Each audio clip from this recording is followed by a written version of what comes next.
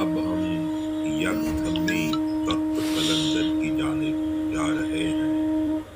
یہ ایک بلند پہاڑ کے اوپر ہے جہاں شہباز بادشاہ کا نشیمن تھا، کیونکہ شہباز پہاڑوں کی چٹانوں پر ہی رہتے ہیں۔ یہ سیون شریف میں سب سے اونچا پہاڑ ہے جس پر بادشاہ کا تخت ہے، جہاں بیٹھ کر مولا کائنات علیہ السلام کا ذکر کیا کرتے تھے اور کائنات کو سناتے تھے۔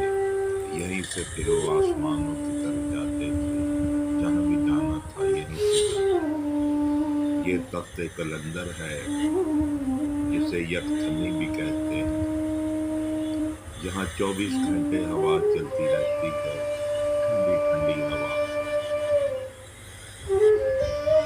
یہ بادشاہ کا مسکن ہے جہاں بادشاہ تشریف فرما ہے۔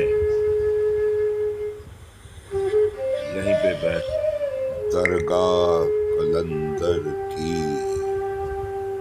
نوری تجلی ہے، تخت قلندر کا عرش مولا ہے۔ ایسے لگ رہا ہے جیسے ہم عرش پر آ کر زمین کو دیکھ رہے ہیں۔ عجب دیدم بدرگاہ قلندر، نجف چوں مشہد آن منور، طواف تربت آن شاہ سرور، ثواب غازیاں راہ حج اکبر، اٹھو رندو پیو جام قلندر،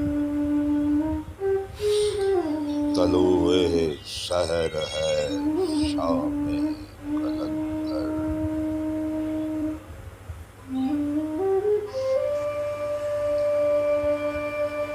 شہباز نامکانم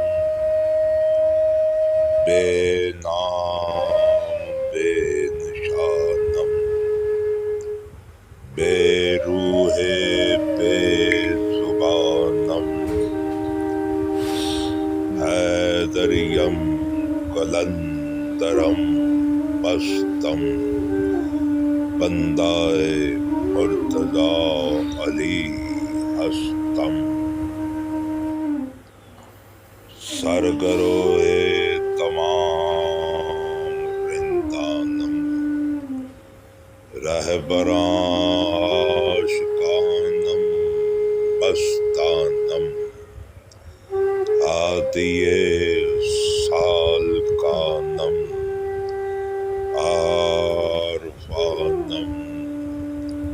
کے سکے کوئے شیر یزدانم،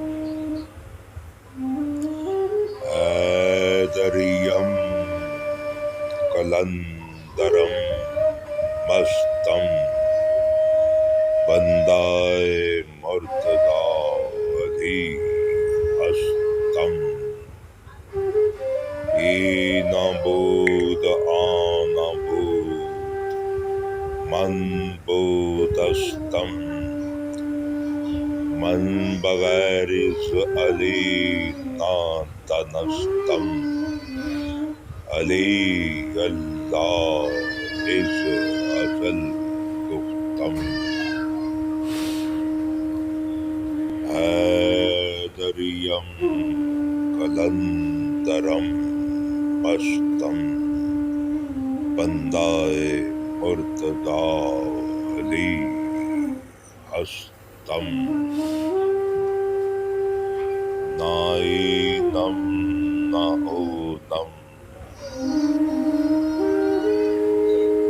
نہ اسمم نہ جسمم، نہ اینم نہ مرتضیٰ علی ہستم، علی لال قلندر یا علی حیدر قلندر مست۔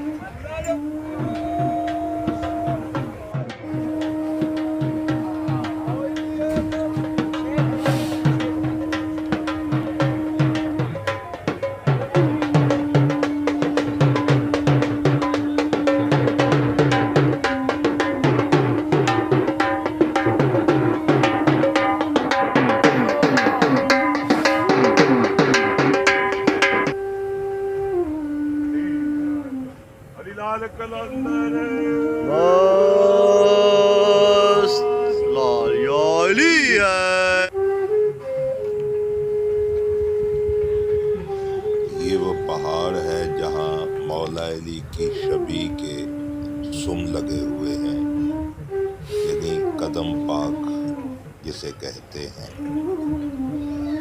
عجب نظارہ ہے یہ بھی، مولا علی کی دلدل کے سموں کے نشان، یہ وہ مقام ہے۔ یہ سامنے ابھی آپ کے سامنے آئے گا، یہ دیکھیں قدم پاک دلدل مبارک کے۔